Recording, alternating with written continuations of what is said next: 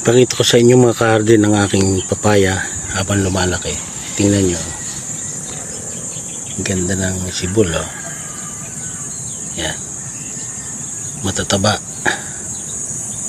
Dahon, oh.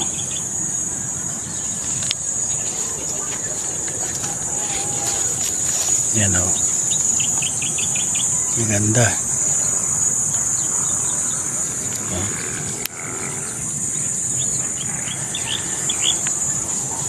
Ngayon naman ay dinidiligan natin itong mga papaya para may panlaban sila sa init. Napakainit eh. Ayan, tingnan nyo.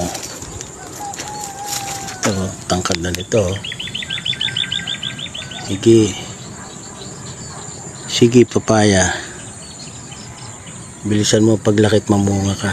Nang pakinabangan kita. Ayan.